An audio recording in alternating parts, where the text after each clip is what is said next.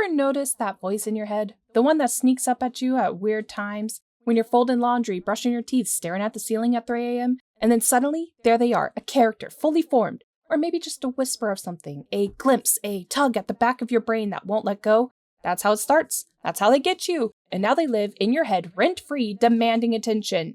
Congratulations, you're a writer!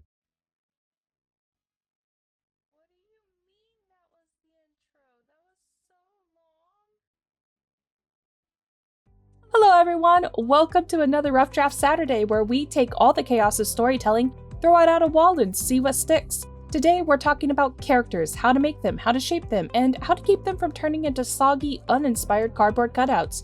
Which happens a lot! And we don't do lifeless characters here.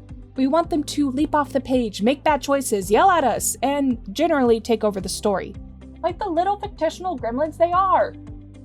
Before we dive in, big news! AJ got an upgrade! Yep, I finally got a new model and I'm so happy with it. Huge shout out to Celia Blue over at Zero Ocean Vegan for bringing her to life. Seriously, she's amazing and I can't wait to do a full lore video on her soon. So stay tuned for that, it's going to be a blast. Okay, so here's how I create a character.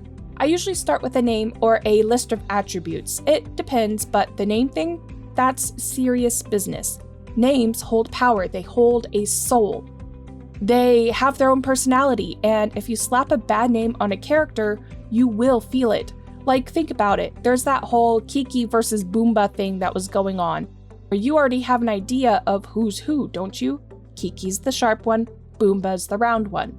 That's because names carry energy. You don't just name a character willy-nilly. You gotta sit with it, marinate with it, maybe even scream a few options into the void until one sticks. I actually have a method for this. If I don't have a name, I take one or two things about the character, something core to who they are, and I toss it into indifferentlanguages.com.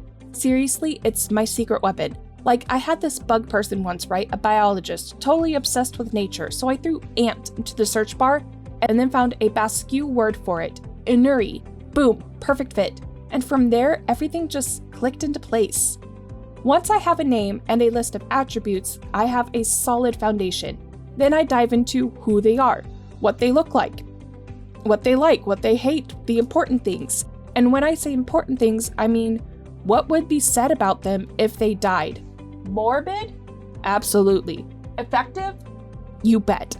Because that tells me what kind of impact they leave behind, what they stand for, and what they mean to the world. And then I start sprinkling in smaller stuff, favorite foods, weird habits, things they don't even realize. But honestly, the best part of character creation is when they surprise me. Like, I'll be writing, just minding my own business, and then suddenly, bam, a new detail drops out of nowhere, like Mishal. He's this big, burly, wormhole pirate captain. A total thrill seeker, loud, eccentric, just a whole walking disaster of a man. And then, mid-story, out of nowhere, we meet his boyfriend. I didn't plan for him to be gay, it just happened. And it made so much sense. That's my favorite part of writing, when things just click into place, like they were always meant to be there. And let's talk about flaws for a second. Because perfect characters? Absolutely not! I don't trust them! A character who always makes the right choices, who never screws up, who just waltzes through the story being effortlessly cool? No, that's boring. Give me the messes, the ones who trip over their own plans, who overthink things, who get in their own way. That's where the story happens. That's the gold. Speaking of which, contradictions, my favorite thing ever. I want the brooding assassin who writes poetry, the battle-hardened warrior who is terrified of butterflies, the healer who looks like an angel but could probably cuss out a sailor. Because real people are contradictions, so characters should be too.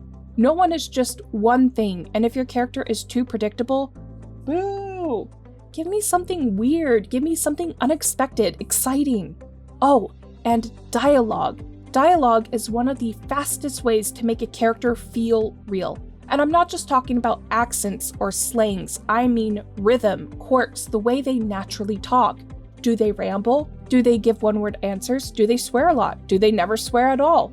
Try this. Write a scene with no dialogue tags, no he said or she said. If you can tell who's speaking just by the way they talk, you nailed it. If you can't, it's time to dig a little deeper. And listen, I get it. Character creation is a process. Sometimes they come to you fully formed, and other times you're yanking them out of the void by force. Here's my advice. Throw them into the story and let them breathe. Let them grow. Let them take detours, because that's when the magic happens. Also, let's talk relationships, because characters don't exist in a vacuum. Who do they care about? Who challenges them? Who do they avoid at all costs? And who would they go to war for? Relationships shape people, and they shape characters too. Well-written friendships can be just as compelling as a romance, and enemies to allies can be just as emotionally charged as a tragic love story.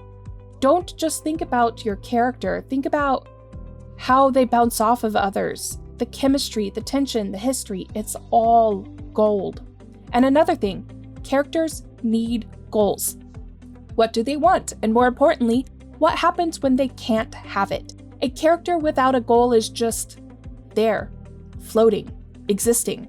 But throw something they desperately want, a lost family member, redemption, a throne, the perfect sandwich, and suddenly they have purpose. They start making choices. And bad choices are even better. All right, I think I've yelled enough about characters for today, but seriously, if you got a character you love or a weird detail you've used to build one, drop it in the comments. I want to hear about them. Tell me your weirdest character creation moment. Tell me a name that just clicked for you. I live for this kind of stuff. And that's a wrap on this episode of Rough Draft Saturdays. If you had fun or learned something new, don't forget to like that share button. Don't forget to tap that like button, share it with your fellow wordsmiths, and hit subscribe to keep the inspiration rolling. Got a topic you're dying to see covered? This is the wrong outro. Oh my god. Drop it in the comments below. I'm always up for a good writing challenge. Until next time, I will see you guys on Monday for some quick tips. Happy writing!